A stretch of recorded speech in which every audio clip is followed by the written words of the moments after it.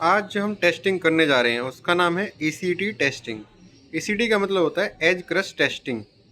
As crust testing के लिए हमें सबसे पहले एक बोर्ड चाहिए होता है जिसकी हमें एज का टेस्टिंग करनी होती है। एज बोर्ड की हमें इस वाली एज का टेस्ट करना होता है, इस वाली का नहीं करना होता। देख सकते हैं आप, हमें इस एज की टेस्टिंग करनी है कि इसकी स्ट्रेंथ कितनी है। सबसे पहले हम क्या करेंगे, बोर्ड लेंगे, उसके ऊपर हम एक पिक्चर रखेंगे जिसका साइज़ है 150 बाई 15 mm। 15 mm की चौड़ाई है और 150 mm की लंबाई है। इसको हम काटेंगे। काटने के बाद जो हमारा पीस निकलेगा, हमारे पास कुछ इस तरीके से पीस हमारा मिलेगा। अब हमारे पास एक फिक्सर होता है जिसमें हम इस पीस को टाइट करेंगे। टाइट करने के लिए हमें एलन की ज़रूरत पड़ेगी। एलन की से टाइट करने के बाद हम यहाँ पे आप देख सकते हैं, यहाँ पे एक प्लेटफॉर्म है जिसमें हमें अपने पीस को टाइट करने के बाद रखना है। ये देखिए, यहाँ पे आपको गैप दिखेगा। उसके बाद हमें ये जो हमारा फिक्सचर है ये हमें सेंटर में रखना है ताकि लोड इक्वली डिस्ट्रीब्यूट हो।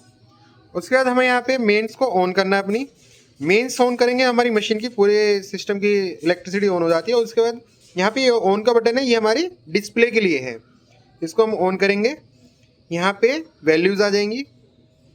यहाँ पे आप देख सकते हैं कि यहाँ पे हमारे एक स्विच है जिसमें एक अप और डाउन की तरफ एरो दिए हुए हैं। यहाँ पे हम जिस तरफ अपनी मशीन को चलाना चाहते हैं उस तरफ हम चला सकते हैं। जैसे कि हम अगर डाउन की तरफ घुमाते हैं तो हमारा जो ये वाला प्लेटफॉर्म है ये डाउन की तरफ जाएगा। ये वाला प्लेटफॉर्म हमारा फिक्स रहता है, अप साइड वाला। अब क्योंकि हमारे पास ऑलरेडी काफ़ी गैप है तो हमें डाउन जाने की ज़रूरत नहीं है। हम क्या करेंगे, हम इसको ऑफ करके ऊपर की तरफ जाएंगे अप साइड में। अब हम देखेंगे तो यहाँ पे हमारा गैप धीरे धीरे कम होगा।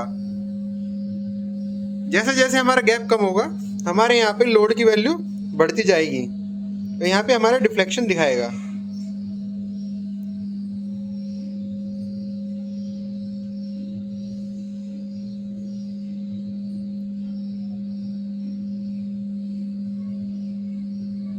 अब हमारा गैप कम होता जा रहा है यहाँ पे हमारी लोड की वैल्यू बढ़ती जा रही है।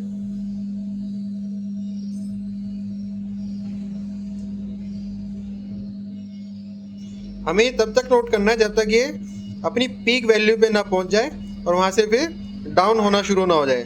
ये वैल्यू जब डाउन होनी शुरू हो जाए हमें अपनी मशीन को ऑफ कर देना है। अब जैसे देख सकते हैं कि हमें वैल्यू डाउन होने लगी है। अब हमें अपनी मशीन को ऑफ करना होगा, नहीं तो एक्सीडेंट हो जाएगा मशीन का।